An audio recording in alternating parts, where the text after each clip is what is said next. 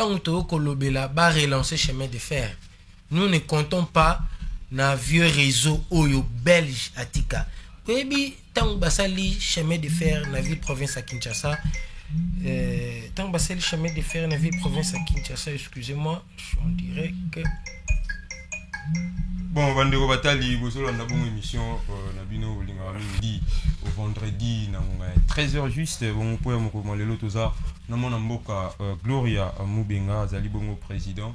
Il y a AGRC où il a aussi simplement association de jeunes réalistes congolais. Na yende to beta masole tali Mboka rapidement mon Mboka to continue situation to kota na thématique na biso la jeunesse face à l'agression rwandaise. Na kanisi mon Mboka Zali Kati ya koyeba te mboka na biso pendant près de 3 décennies de faire face à l'agression rwandaise. Les avons na roloba troisième président oazoka mboka na biso na tangi wana mona mboka Félix Antoine Tshisekedi Tshilombo mais kasi agression rwandaise wana ezosi la te lelo to mona te tozali penza ya kotungisama mingi kuna na moniele to na partie est ya mboka na biso Congo liboso penza rôle nini oyo jeunesse asengeli ko jouer lelo pour te kimiezo mona mboka.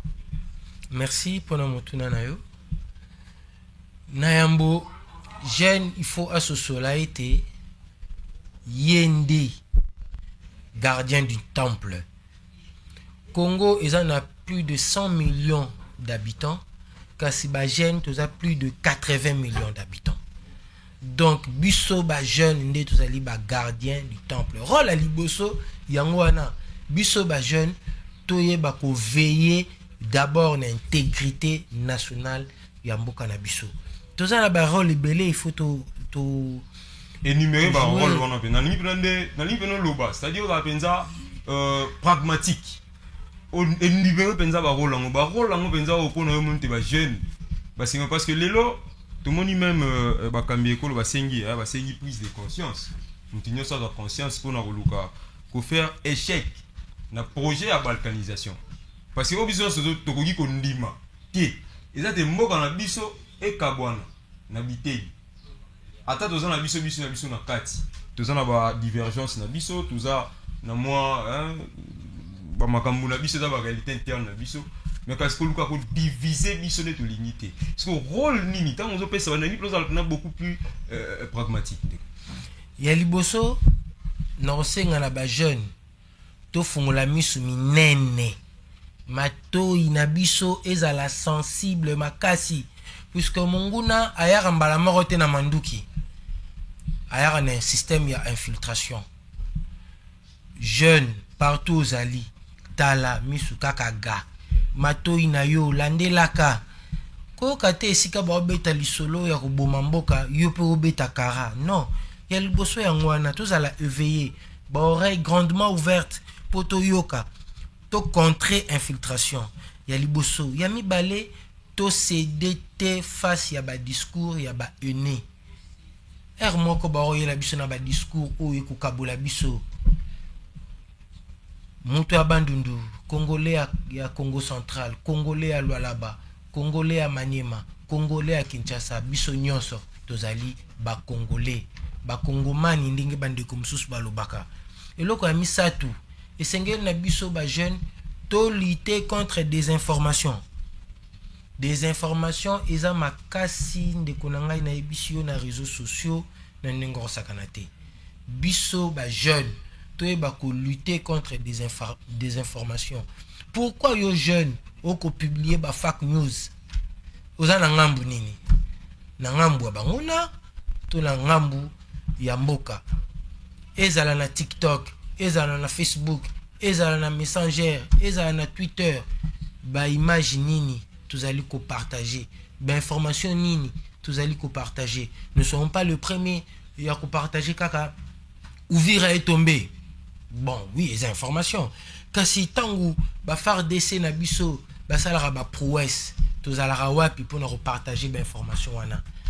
To partager ba message de paix, ba message de joie, ba message couper sa espoir. To longola ba message ya division katikati na biso, isa important. Et puis na kosenga na ba jeune.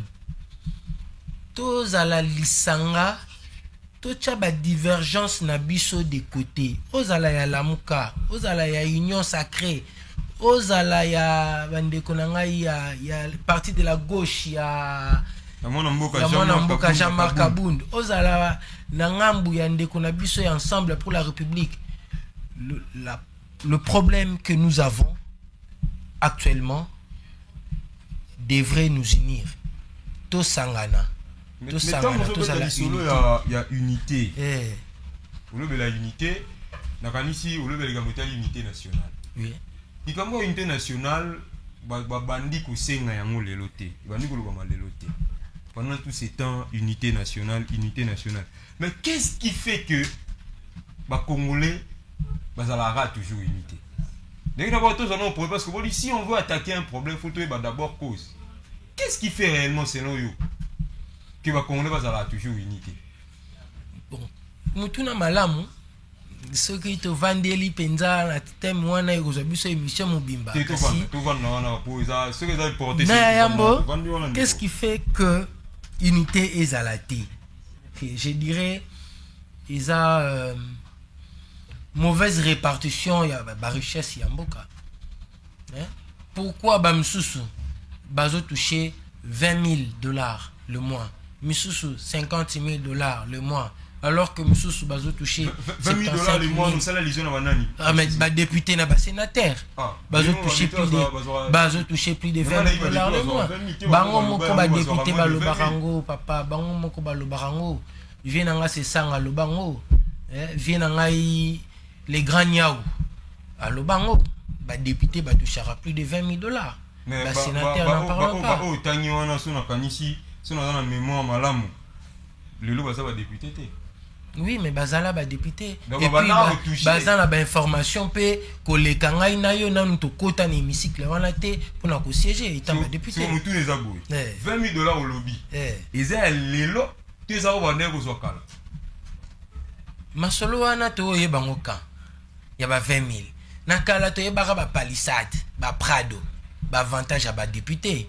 Mais bamsus bazora avantage en haut nazolo bela to telemela likambo ya 20,000 te to telemela likambo ya mauvaise répartition ya richesse ya mboka te songane na soseli malamu te bayimboka ba bolanda na ndimite ya ba ko contredire ngai olobi il faut égalité ezala bamsu bazozwa 20,000 bamsu bazozwa 50,000 na tout niveau na mboka banani bazozwa 20,000 oyebi singo olobi te ba député. Et là, tu as dit, député, pour moi, il y a député, monsieur Golobate, ils ont 20,000, ils ont moins de 10,000. Si ils ont 20,000, Outani, mon amboka, c'est 100, Outani, Nakanisi, et mon amboka, mon amboka, Bango, va être député. Et là, tu as 20,000, on les a bornés, aux Wakala, tout aux autres. Nakala, papa, est-ce que, attends, Moutouz, 14,000 sous Kabila? Comme on l'a si bien dit par d'autres opposants à l'époque du régime Kabila, que sous Kabila, les députés touchaient 14,000. Sous Tshisekedi, aujourd'hui, ils sont à plus de 20,000. Aujourd'hui, les députés sont à plus de 20,000. Moi, je suis Vital Kamere, à l'Oba qui était, ils ont faux. Les députés vont démentir, mais les capables de démentir. Les capables de démentir. Et puis, pourquoi les bulletin de paye n'a pas monté? C'est la bonne façon de démentir. Bolobi qui n'a autant, mais ce faux botala. De toutes les façons, bazana soda, garde. Selon yo, mon amboka, ce qui est l'eau, injustice ou un salaire ici, unité nationale. Justement, tant qu'injustice ou un gozala, pourquoi professeur d'université il faut toucher moins de $1,000 aujourd'hui, alors que un député touche plus? Alors qu'un ministre touche plus, bango, ministre, député, outil, université. Pourquoi il faudrait que les professeurs et écoles primaires et secondaires a touché moins de $500? Et Kariza Makasi, n'a habité la présidence, Moutamoukie a touché à combien? Mais je pense qu'à l'équipe, professeurs et écoles primaires n'a salaire. Si qu'on a injustice, wana, et favoriser l'unité. Comme salaire, professeur école primaire, il faut reconnaissant par rapport à l'Ivan Wakala, tant que mon Félix était derrière, amaiti wa salaire wana ba koma salaire na bango mata faut quand même reconnaissant nazi yo boye pona bi ozali ozana ni opposition tout le monde a société civile. Ben oui, biso tozali yango na tout dit sigolo melika mona faut quand même reconnaissant, c'est-à-dire côté salaire mon mboka bon, Félix kozala reconnaissant que mon mboka Félix Antoine Tshisekedi a amélioré salaire ya ba enseignant. Oui, améliorer salaire à ba enseignant. Kasi salaire à ba enseignant ngo et Mati, est-ce que vie train de vie na bango et s'améliorer? C'est par rapport à ça. Train de vie s'améliorer mon mboka train de vie à ba enseignant bo que nous il s'améliorer té. N'habite ceux qui le lot enseignant à école primaire na épée à l'état à quoi se taper le luxe ya rotambola na vanguard. N'habite le lot ba okota ba makelemba pour bazwa ku na ba ketcha crédit ba IST ba vite on a besoin de crédit pas foutre après ce 12 ans enseignant mon mboka non mubenga oza conscient de situation sécuritaire à l'est du pays solution pour na yo eza nini ba yi opposition ba lobi solution ezali dialogue to ke na dialogue ba misusu na lobela nazo me resituer yo on a situé penza motuna na ngai ba lobi te dialogue zaki na mona mboka fal mamba awa bi dialogue wana faut abenga mutu nyonso babenga na nanga babengi na kabila bref babengi batu nyonso baya na kati ya dialogue wana lobi tozaki na mona mboka atedika chama bref ba ya pouvoir union sacrée balobi te dialogue oui mais to dialoguer na banani to dialoguer na ba boyi ba congolais ba tangisi makila dialogue il faut ça la pour faire ça dialogue mo sélectif pour na yo solution ezani parce que bamsu ba bi dialogue bamsu ba bi te dialogue te ba ko kende kaka par la voie diplomatique solution pour na yo pour la crise sécuritaire à l'est plus de 3 décennies et cause à la nuit bon la éviter tangu tozoluka ba solution il faut te ba ko situer ba solution à court terme à moyen terme c'est pour une paix à long terme c'est pour une paix durable alors pour qui m'a besoin à libéla qui a besoin à libéla na est pour na yo solution ezali ni pour na kimia ezonga libéla na est inégalité il y a répartition il y a ba richesse il y a Congo et sila mwana nyonso ya mboka a bénéficié na ba richesse ya mboka ça c'est de 1 de 2 to bâtir armée à makasi bazo bénéficier na des richesses ya mboka te non ah mais tant banzele est-ce que tant banzele zotonga mama na mboka tant banzele zotonga mama tant bazo futa ba enseignant tout ba tout à l'heure ba maïti salaire tant bazo maïti la ba salaire ba fonctionnaire ba mbongo tant ba médecin bazo ba tira ba mbongo bazo vivre na richesse te bon on les outa parce que budget la biso est financé en grande partie dans ba ressources ba ressources na biso moko ya mboka na biso ya ba matière ou tout teka et puis ba taxe et puis comme ça surtout on lobby que richesse to vivre na ngote alors que mbongo on les na budget yango zo sala ba futa ba imboka monite que na moni côté on a besoin na contradiction ça tungulu mona mboka te contradiction ezalité naib sabino ndeti boye est-ce que boyebi que matière ba ko salela ba téléphone le lot partout dans le monde ezo uta na Congo kasi le lot lithium hein si on a s'est trompé le lot pourquoi na Congo téléphone à $1000 isa ce koke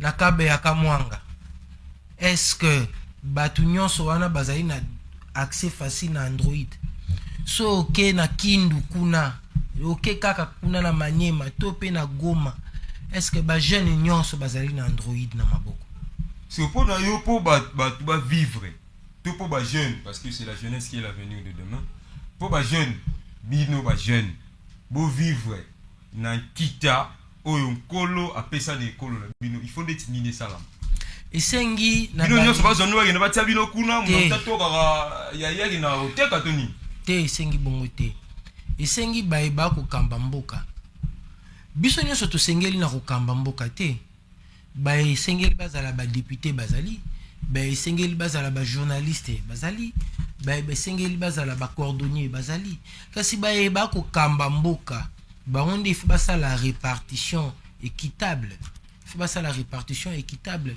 motonyon so à se retrouver ba misusu na ba province na ba onde or et bimaka kasi baza ta na hôpital ya qualité te baza ata na université ya kitoko te lokola ba ucho tonga na ba ucho ko réhabiliter UPN ezate mais na mboka na bango or na diamant ils allaient kobima coltan cobalt ils allaient kobima projet à 145 territoires président yemoko yebi que ba collaborateur na ye ba bebisango oh ben oui papa projet 145 territoires de mona wa to moni ba tongi to moni ba hôpitaux to moni na ba mboka isika ba c'est la politique na ba nzete to moni ba infrastructure yi ba bebisango na ba collaborateur mokonzi ba tang na zali koloba ba bebisango Izali le lengendini. Je m'explique. Je m'explique. 145 territoires. Est-ce que Mbongo Ozalaki alloué pour un projet à 145 territoires? Nyonso Ozalaki décaissé 1. 2. Ozalaki décaissé Nyonso Isali Musala O Isengelaki Kosala. Question mark.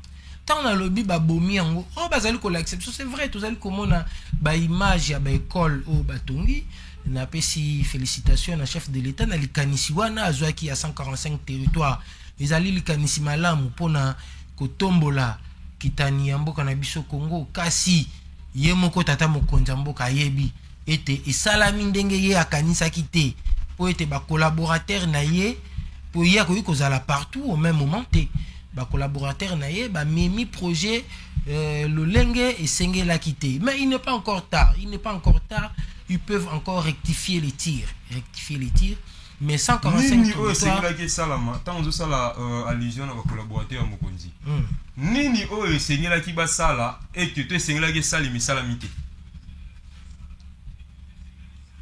est-ce que projet à 145 territoires ils ont un mandat non mandat oyo tozana oui mandat oyo tozana deuxième année à président projet 145 territoires et bandi na mandat ya liboso ya président de la République et est-ce que yebi était na projet 145 territoires en termes d'infrastructure routière et ce n'est même pas 50% ya oyo salami en termes d'école nde tozali komona l'école ezoko tongama ça nous sommes d'accord.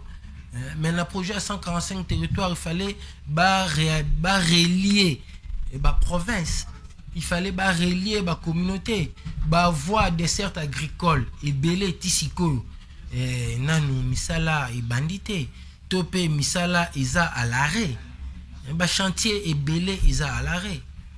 Directement pour nous, bilan mon amour a fait c'est qu'il est positif ou négatif, tout largement positif, tout largement négatif. Bilan ya tata mokonzi ngai na sepelaka kolobela bilan na suka ya mandat puisque siko aza encore en cours juste là tout ça ce que le roi na minute on est mandat na esili et que il faut organiser l'élection en janvier na oya sali lelo olobani bilan za positif largement positif négatif ou largement négatif tata mokonzi aloba boye bandeko na yo msusu bakoyo kozala na image wana aloba ce qui a réussi à ramener Kimiate na Est la République démocratique du Congo a sentir que mandat nae a échoué. Si ce qui fait au kata siko mandat président de la République, est-ce que Kimia ils ont en République démocratique du Congo? Je dirais non. Non. Bilan, les alliés positif, négatif, largement positif ou largement négatif. Kolandisa mana ba propos ya yemoko tata mokonzi mboka na o etali sécurité, je dirais que bilan ezali négatif parce que insécurité eza eye makasi lisusu. En 2018 tata mokonzi tanga zumboka insécurité ezalaki ya boité. Ata niveau ya kikuluna ezalaki ya boité. Niveau ya ba braquage, le lobo ça ba braquage vraiment à l'œil nu. Ezalaka boité. Vous avez jeune négatif. Vous avez un président et une association de jeunes réalistes. Oui. Face à problème où tout le temps il y a Kuluna. Ça la Kuluna, ils sont jeunes. Ça la braquage, ils sont jeunes. Je dis mal, on a un loleng était papa à 70 ans. À nous ça la braquage. So bien nous mourons en tant que jeunes. vous êtes leader, il y a AJRC, na niveau na bino ya AJRC. Et loko nini déjà bosali pour que boluka bosila bosela kaka tata mokambe kolo to gouverneur de la ville appelle sa solution. Parlons de la JRC de 2019 à 2023. AJRC et Fouteli 119 jeunes bas frais de formation na INPP. Oh, 119 jeunes. 119 jeunes. Vous avez 119 jeunes. Et puis tous habits se moroté, la structure est belée et ça la kayango. Parce que malgré ça, moi le problème est l'État il faut. Malgré ça, mais aussi la terre. Mais la responsabilité à l'État. La plupart ne sont pas passés par le banc de l'école. Et le lot CP il y a une gratuité de l'enseignement et pour diminuer tôt il y a un alphabet demain. OK. Et mais la plupart les na banc de l'école parce que frais il y a autant à isaté. Si autant on l'obélit à bosi ba frais bo fouteli 100 comme le 119. 119. Moi on a bosi api. Ba tebino poids mon konzimoko so la tebino poids lobi kaka ba tebino poids bosi financement la gouvernement bosi moyen wapi. Bon ba asbel to vivre na ba don na ba leg et puis na ba contribution. Tous ala na ba cotisation na biso régulier et puis tous ala na ba don soit accompagnement. Par exemple, en 2018, le candidat Misatu Bayaka vers Bissou. Bref, tu seulement le mot quoi. Ouais. Et vous vous rappelez donc de repérer sur CPLI. Ouais. On a AGRC pour que vous ça encadrement. Si ko mon amboka nani penza tout le parce que moi tout na oyo ezongaka mais solution est aussi matée. Au moment a démarche diplomatique à mon amboka Félix Tshisekedi Ndengeni. Bon bref, naningi opes un peu point de vue d'ailleurs par rapport à retrait annoncé, retrait unilatéral il y a tout par M23 dans la ville à Ouvira, mais aussi dans une information bah Bimaki, mais déjà sur place na Ouvira, bah comme vous observez retour basodango babimaki barebele bakomi su kozonga retrait wana yo mona yonde nazo ya na mutuna na yo kasi na ngina beta c'était na o italien encadrement biso kaka association de jeunes réalistes congolais tozali pe une équipe ya football et pas wapi to encadrera pe ba jeunes U17 U19 U20 donc biso pe to encadraka équipe na biso FC Wimba Sport e betara na tanta Lukunga e betara na cercle ya Ngalema. Donc nous encadrons le jeune. Kozonga na mutuna na yo etali démarche il y a président de la République. Bon, étant congolais, je ne peux que soutenir et saluer ces initiatives. Et la paix, c'est pas seulement par les armes. Mais qui veut la paix prépare la guerre. Lui, qui veut la paix prépare la guerre. Lui-même l'a dit, il a hérité d'une armée clochardisée. Lui-même aussi, il a dit qu'il a trouvé une armée structurée et organisée. Bon, ça, il faut lui poser la question pour savoir si lequel des deux est vrai. Il a trouvé une armée clochardisée ou il a trouvé une armée bien structurée. Voilà. Mais moi, je salue l'initiative Oyazali Kozwa, puisque guerre Isaka na mando kité de Tokoki Kolonga. Vous que tata cardinal Among alobaki ba démarche wana nyonso elaki ba limite nango parce que pesi solution té. Jusque là. Alobi ba démarche et pesi solution té. Tata cardinal Amongo. Fridolin cardinal Amongo Bessungu. Alobi en clair. Je pense que c'était le dimanche, il s'est prononcé et que ba démarche wana nyonso et la kisi ba limite nango, il nous faut maintenant un dialogue national et inclusif. Yo a vous saluer yango ba démarche wana européen sakimia au monité que côté wana penza il faut revoir na éviter. Bon, je dirais que ba démarche wana ya tata Mokondi na gouvernement ya mama Judith Suminwa et boti processus ya doa ba démarche wana et boti accord oyo signami na Washington.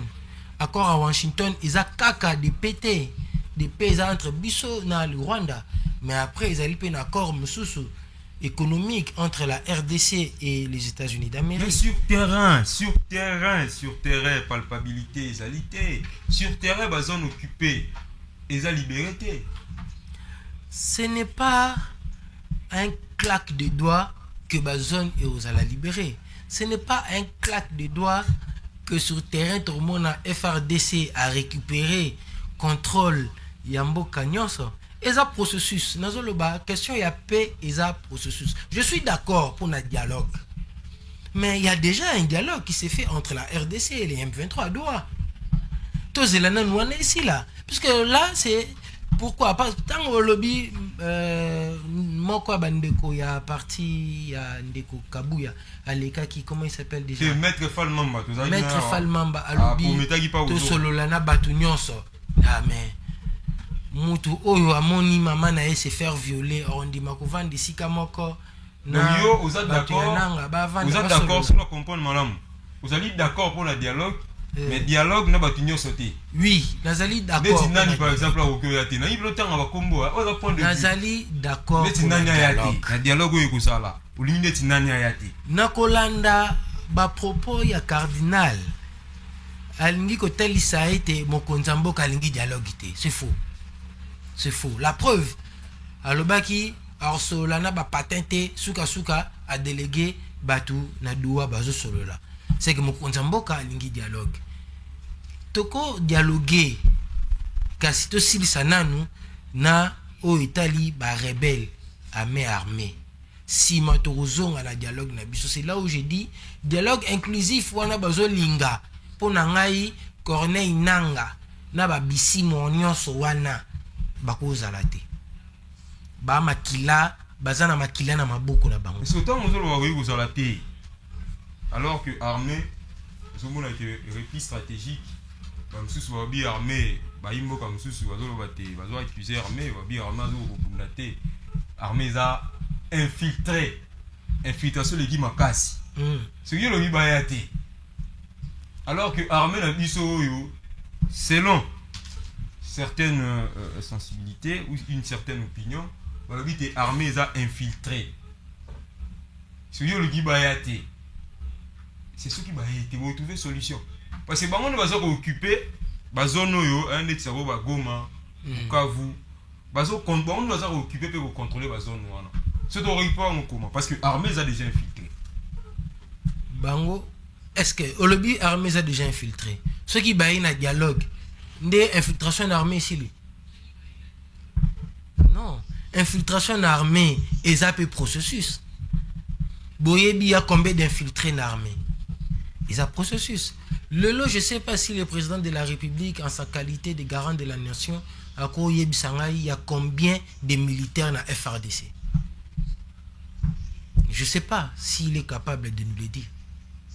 Infiltration ils ont ma casse ils ont dialogue et si les infiltration t non dialogue et si les infiltration t ba Corneille Nanga et les autres tous solo na bango déjà na Doha na kosenga na gouvernement ba continuer processus ya Doha avant dialogue inclusif oyo bandeko Fayulu bandeko Kabund bazo senga na bandeko na biso ya église catholique ba kosenga à mon aime la vie na vie na biso ba réaliste toza na idée que sengeli to si sananu processus ya Doha ce qui to si processus ya Doha sima to kozonga awa na Congo to solola na bande ko na biso église catholique to sololi na ba opposition bande ko Martin Fayulu bande ko Moïse Katumbi bande ko Joseph Kabila na groupement na ye asali Sauvons le Congo na biso ba ya société civile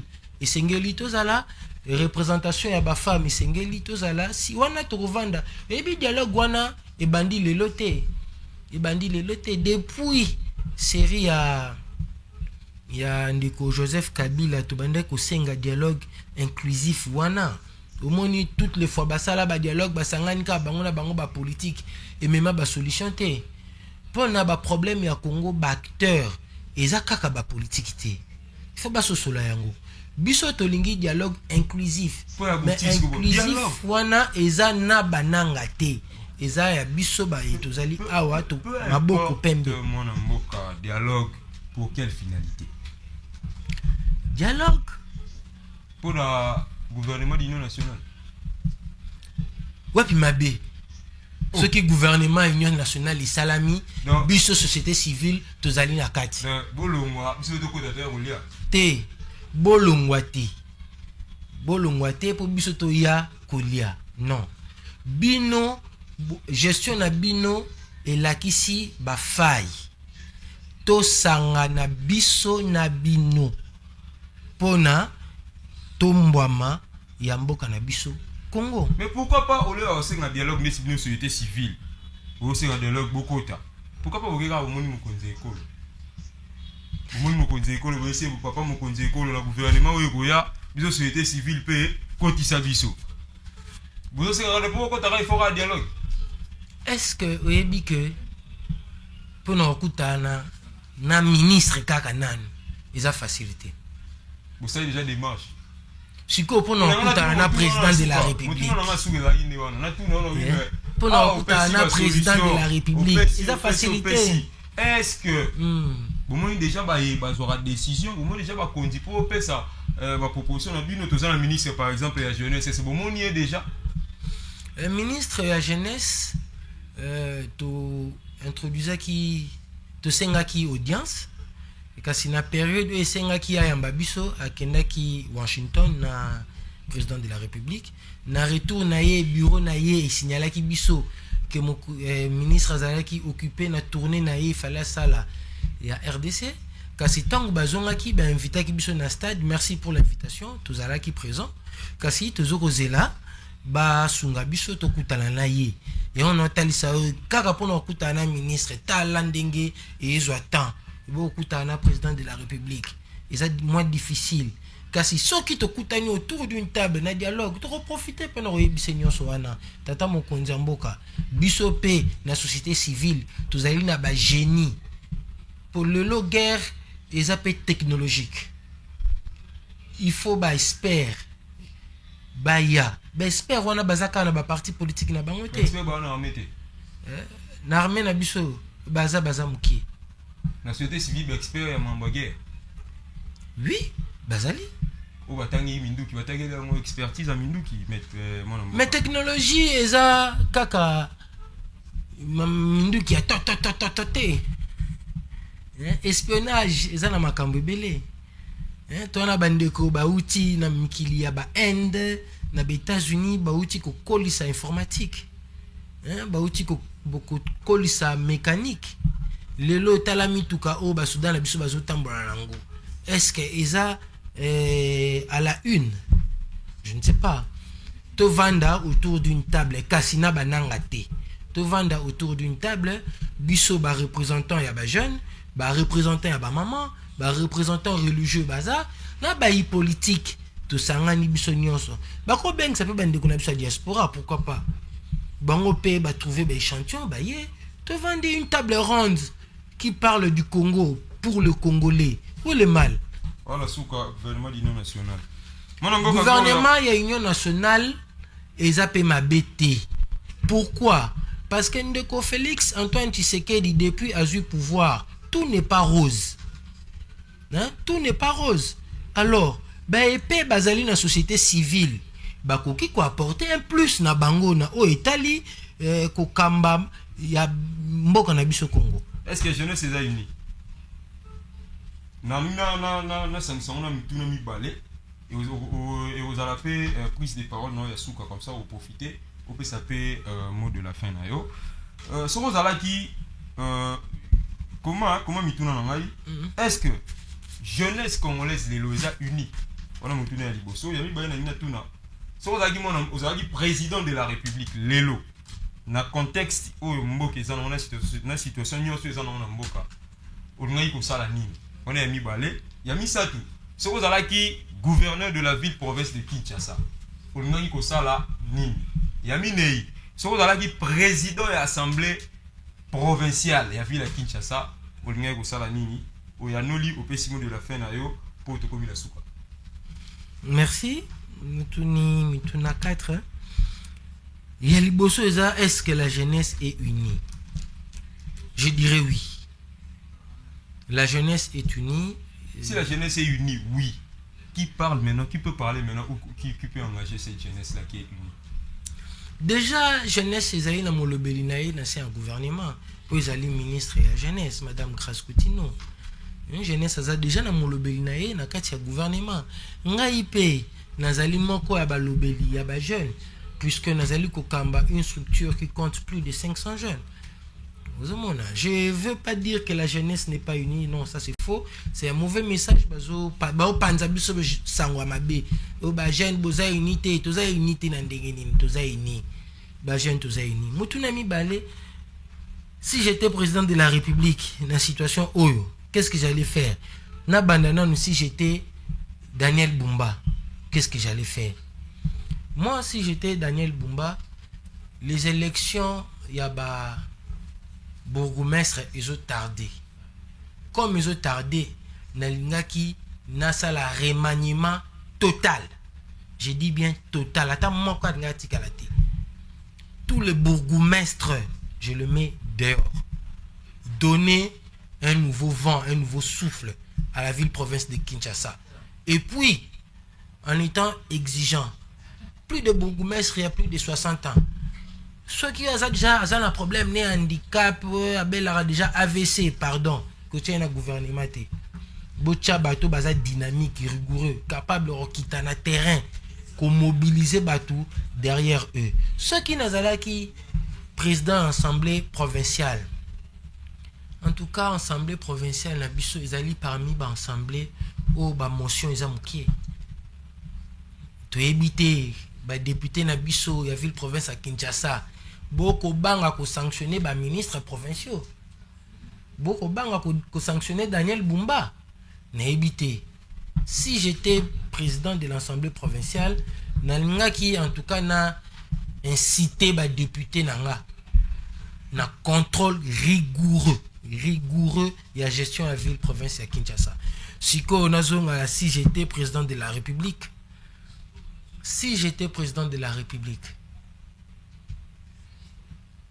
à part la diplomatie, je chercherai l'unité interne pour faire face aux ennemis de la République.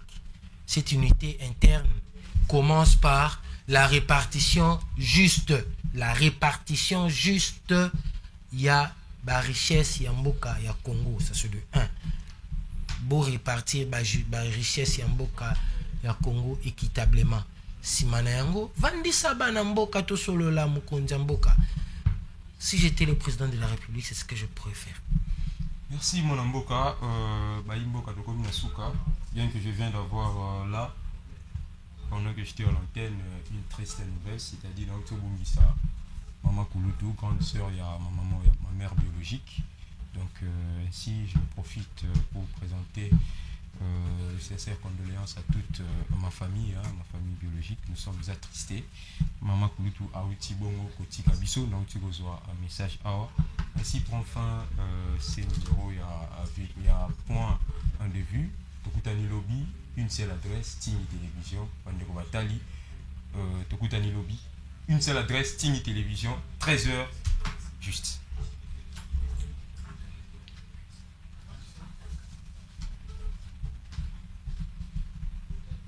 C'est celui qui me tient en ce moment à cœur, celui de la sécurité de notre pays. Lorsque je suis arrivé à la tête de ce pays, j'ai trouvé une armée, pardonnez-moi l'expression, de clochards.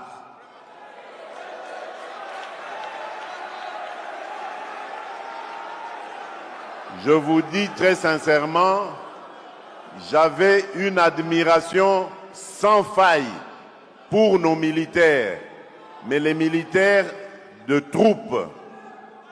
Parce que ces gens, on les envoyait au combat sans ration, sans solde, sans munitions, sans encadrement.